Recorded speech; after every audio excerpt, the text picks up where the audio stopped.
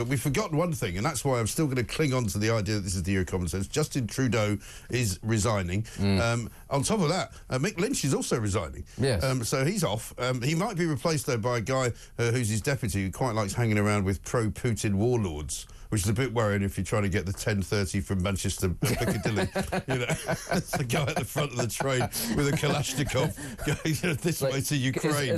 Are there any buses left? No, they've all been requisitioned. We're marching on Moscow. We're not happy about how this is going. I know, absolutely incredible. Let's talk about Andy Burnham, though, because he, in some ways, was talked about, not so much recently, but before Keir Starmer became the leader, as a kind of potential leader of the Labour Party and potential kind of Prime Minister at one point. He's Mayor of Manchester now. He's done what Keir Starmer says that only far-right people do, and he's basically asked for an inquiry into the grooming gangs. This is how the coup starts, clearly, in Manchester, yes. Fascist Republic of Manchester. Right. It's interesting you're talking about Mick Lynch and Justin Trudeau, because these are, as much as we can loathe them, certainly Justin Trudeau, they are lefties with a little bit more political nous than certainly Keir Starmer. Yeah. And that's probably why they're resigning, and that's why they're leaving right before everything gets really bad. But Burnham, I think, always had slightly better political instincts than a lot of his colleagues. That's why he went to go and be Mayor of Manchester, because he knew it would give him a much sort of bigger profile. Because it was in the days of Corbyn, wasn't it? It was, and exactly. It was a difficult time to be in the shadow cabinet, and this was an opportunity to actually make things happen and do things and boost your profile. He understands, I think, the depth of feeling. Certainly, perhaps it helps not being in London. Perhaps it helps being in somewhere like Manchester, you which get a is different perspective. It's within touching distance of so many of these towns. Yeah. I mean, a lot of these places are basically they're commuter towns. Well, Oldham basically is Manchester, isn't it? It is. Rotherham, all of these places. And Rochdale as well. Exactly, they're all sort of on the periphery of it. So I'm sure that he has his finger very much to the pulse on the depth of feeling there.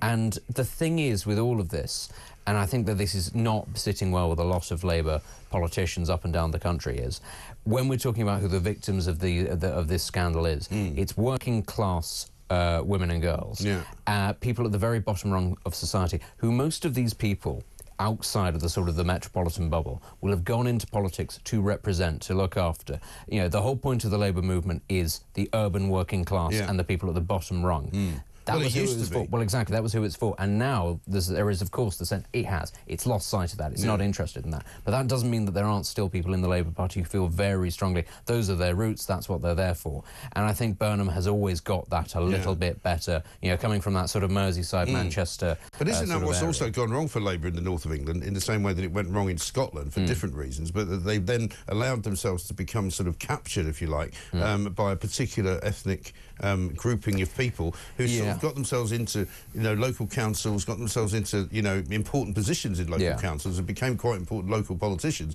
and thereby creating the problem they had over Gaza during the election. Exactly, and I think but what I would also say is, as much as that has happened and support for Labour hasn't necessarily waned so much in parts of the north of England, I think Burnham would say something that I tend to think, which is that you're more likely to force a sort of a real far-right reaction if you indulge that sort of thing. If people can see that their politics at a local level is being balkanised and is being sort of gerrymandered along ethnic lines, then white people will start voting along ethnic or sectarian lines. Again, we used to see this, of course, in Glasgow and Northern Ireland. People will actually sort of, you know, cleave to their tribe. That's what they'll do. If you want to avoid that sort of thing, then you have to come out and say, no, we're going to put, we're going to nip that in the bud. And that's exactly what an inquiry would do. It's saying there is no racial or religious favouritism going on here. It's very important to hold everybody to the same standards. Yeah, absolutely right. But also, you know, I think what we also don't know, if you just work and live in the sort of Westminster bubble, is the effect that migration has had on this country. You know, we see it in London in different ways, obviously, but we're not talking about London, we're talking about places like the northeast of England. I was with some people yesterday, some business people from the northeast of England, but who have worked their way up from various different lowly positions in society, if you like, blue-collar guys who have made a lot of money. And they were telling me that in Newcastle, in parts of, you know, the poorer parts of Newcastle, the council housing estates have now been completely and utterly changed by the influx of immigrants. And not necessarily immigrants from Africa and Asia, but immigrants from everywhere. And so basically the whole nature of that town has now changed. And so many towns in the north of England have had that same problem. And they've been, part of the reason that there are so many people there, because some people might say, that's rather strange, why are they moving to these parts of the world where there aren't necessarily the jobs. It's because there's the housing. Because a lot of people have had to leave because there aren't the jobs there anymore. But our system is very generous if you're somebody that comes from overseas and starts to claim benefits in a way that it's not necessarily to a lot of people who were born here. But I mean, some of these towns, Bradford, for instance, if you look at the sort of the ethnic makeup of these things, the official and the unofficial, and what people will tell you, they are, balkanised isn't even the word anymore, because very often, actually, it's now monolithic. I mean, if you look at a city like Bradford, it's very much people from Pakistan, and not just all across Pakistan, one or two regions of Pakistan.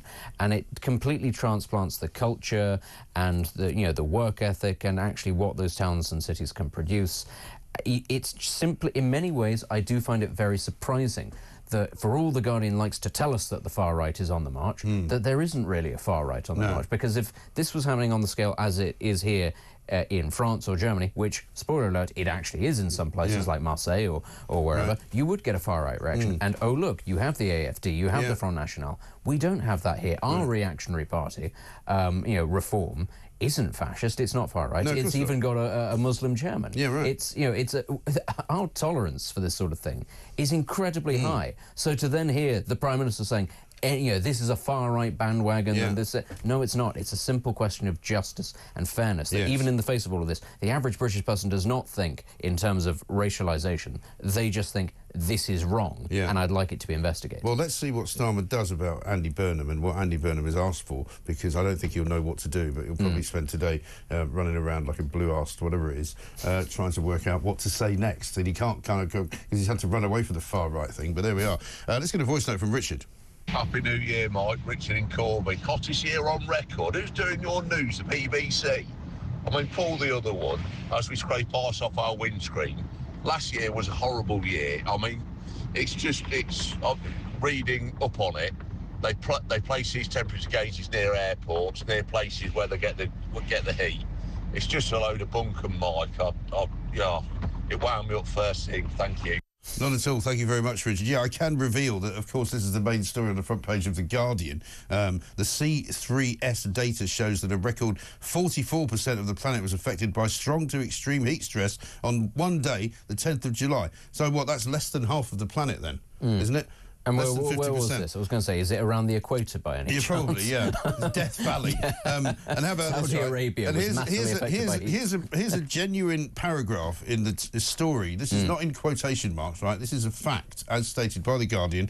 The heating is primarily caused by the burning of fossil fuels, and the damage to lives and livelihoods will continue to escalate around the world until coal, oil and gas are replaced.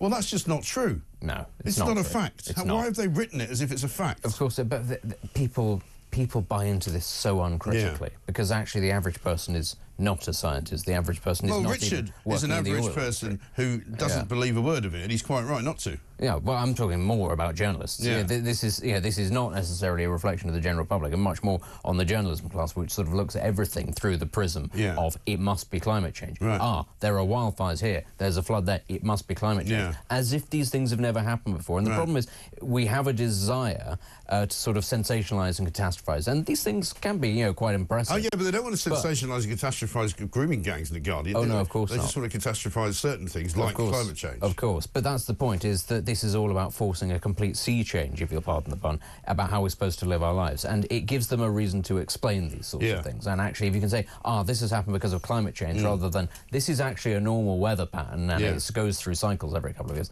that's not very exciting, is it? Whereas if it's climate change or climate crisis, that's a headline. You can't get billions of pounds worth of funding into your foundation if there's nothing really going wrong. Well, of course. Whereas, of course, there's an awful lot of money swilling around in the climate change business. Absolutely right.